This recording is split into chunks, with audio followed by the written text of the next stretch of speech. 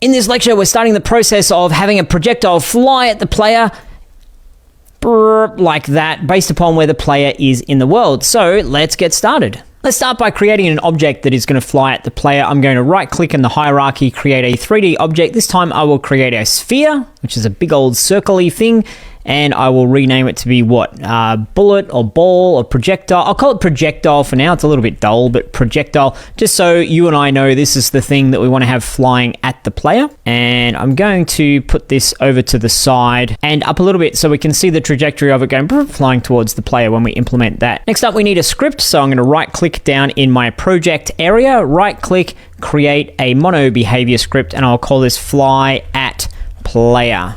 That's what that script will be doing.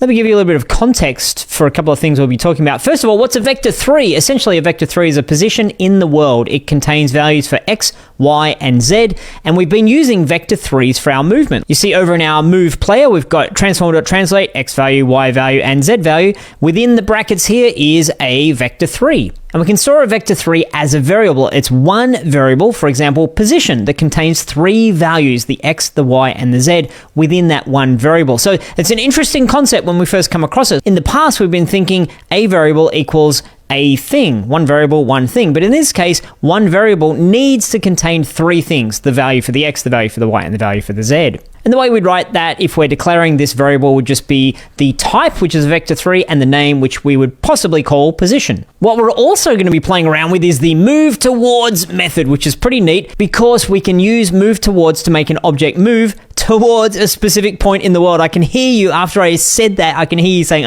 duh, Rick, that's pretty obvious, but well, yeah, I said it anyway. So that's what it does. Move towards requires 3 parameters. It requires a current. That's the position that we're moving from, or where we are at the starting point. It requires a target, which is the position we want to move towards, and it requires a max distance delta, basically how much to move each time we call move towards. So if move towards is in update, it's calling every frame, like move towards, move towards, move towards, and we need to make sure it just doesn't go zip and teleport straight there. So we want to have it gradually get over there, and we can change the speed with which it moves towards the object. And therefore, the way we would write that as a method, move towards, parentheses, current, comma, target, comma, max distance delta. And this is one of those methods that's already created within Unity, and they have, here are the rules of how you need to use it. We're looking for those particular parameters, so you've got to feed in those arguments. Now, let's do a little bit of that. So back to Unity, I'm going to open up fly at player. As usual, I'm going to remove my comments. Oh, hang on a minute, we forgot something. Let's go back to Unity.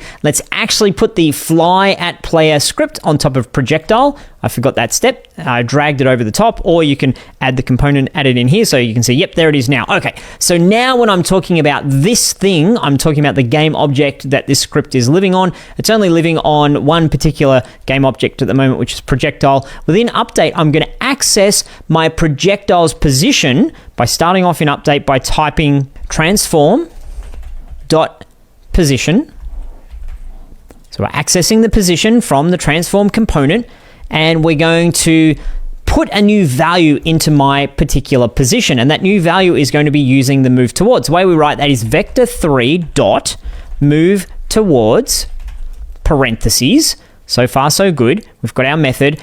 Now, remember from my slide before, we're looking for current, target, and max distance delta. My current is, in our case, where I am right now. And where am I right now is transform.position. That's my current position. We're getting this. My position is at my position, basically, and we access that through the transform. And then what are we moving towards? Well, in our example, we're moving towards the player position. And obviously, this is something that we haven't declared and defined. So Visual Studio is saying, wait, I don't even know what that is. That's cool for now. We're just going to put it in there. We're going to define it in a moment. And the last point is, how fast do we need to move? I'm just going to put in 1F for now, and we'll tidy this up in a moment. But for now, we'll just say move at 1 unit of speed. And so what we're saying is, on every frame, we want our position to be updated based upon what this move towards is telling us to do. And it's saying, take where I am right now and then head towards the player and move in that particular direction, move towards that vector 3 by 1 unit. That's what we're doing at the moment. So let's, up at the very top of our class, give ourselves a couple of lines. We will create a variable which is player position. And this needs to be a vector 3 because it needs to know X, Y, and Z. So vector 3 lowercase p, as we do for our variables, player position. Now, you'll see a lot of people write this as player pos, for example, and that's okay if you want to do that, not a problem. Some people will write it just as pos. That's not quite as good. I like to have things super, super, super clear, particularly because you're watching a lecture and you want to know exactly what that means. Player position is very clear, no confusion on that. That's where the player's position currently is. But we're asking ourselves now, how do I know what the player's position is? Who's the player? How do I access the player? So we need a reference to the player. We need to say, this thing right here is the player. And there's a couple of ways to do that. I want to show you a way which is allowing us to connect a reference from one game object to another game object in the inspector. So up above that, I will create a serialized field. And we need to say what type we're looking for, and we're going to say transform. So we're looking for a thing that is of type transform, and all game objects have a transform component. And something you'll learn as you go along through your journey learning programming is we can often use that component to say this is what type you are. And if you remember way back at the start of the project, I was talking about how does the light know that the light is a light? Because the light has a light component on it, and the light is of type light. And so within here, we're looking for the transform. We want to know information about the transform. The transform is going to belong to the player. So I'll call the variable player, and this variable is of type transform. And then with save, I'm going to go back into Unity, have a look for my projectile.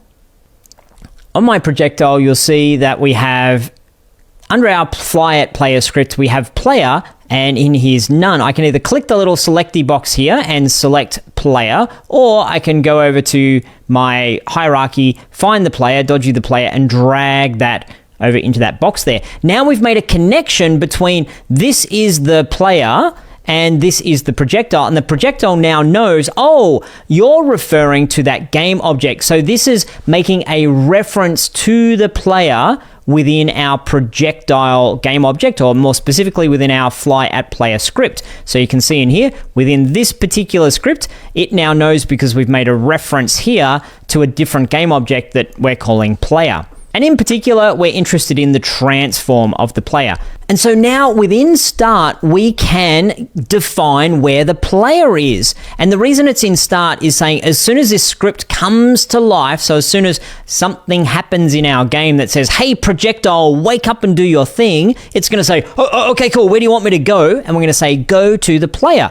That's why we're calling it in start and not update. But we could use update if you wanted to make, say, a heat-seeking missile, because the player's going to change its position. Where is it now? Where is it now? Where is it now? You need to put that in update. But we're going to put this in start. So let's type that out so it's super clear.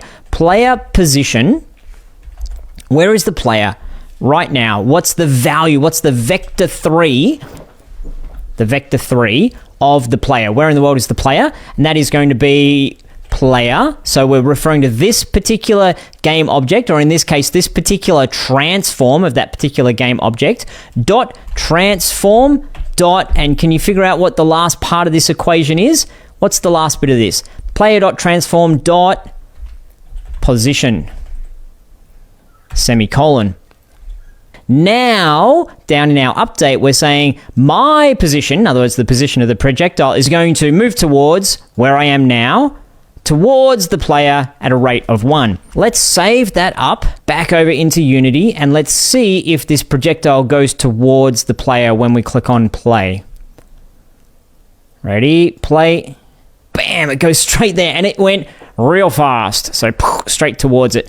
I'm going to go back into my code and change this to 0.01 and save. Just to show you the progress. There we go. Now each frame is moving a little bit closer, a little bit closer, It's going slow. So when we had it at 1, it went bam, straight to it. But this way it's going very slowly per frame. So if you wanted to have an obstacle that was really slow, there you go. That's the speed for it. But obviously we don't want to be coming into our code here to fiddle with this. And obviously we want this to go at the same speed, no matter what speed computer we're using or what power computer we're using, or whether on a phone or a mobile device. So I have a challenge for you, which is to finish our method. Improve the move towards method so that it is both frame rate independent and tunable. And if you need a hint, I'll give you a hint. If you don't need a hint, pause the video and jump into that now. If you do need a hint, then consider how we did this in our mover script. There's a hint for you. So pause the video, take on that challenge. I'll see you back here when you're done. Okay, so there's two main things I need to do here. One is frame rate independence, and the other is allowing me to tune it. I'll do the tunable part first. So up at the very top, serialized field, I will create a new variable, which will be of type float, because I want to have the decimal places in there, and I will call it speed. And I will initialize that at a value of 1.0f. Why 1.0f? I don't know. I'm just having a guess at this stage.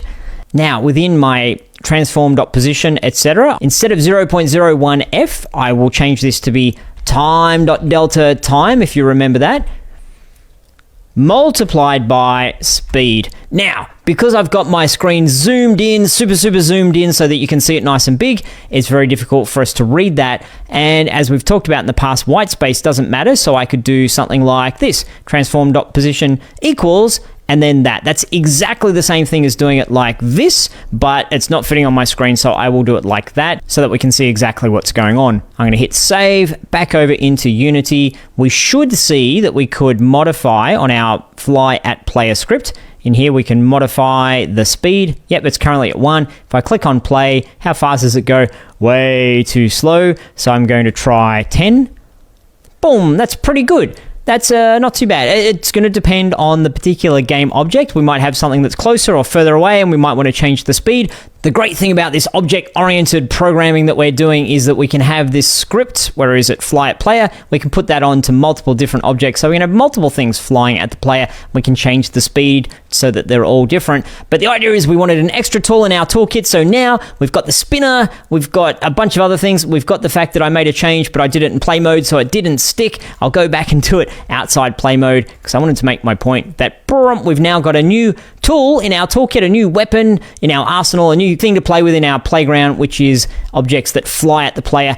And in upcoming lectures, we'll do it so when the player runs through a trigger volume, that is when the object flies at it. That's all for this one. I'll see you shortly.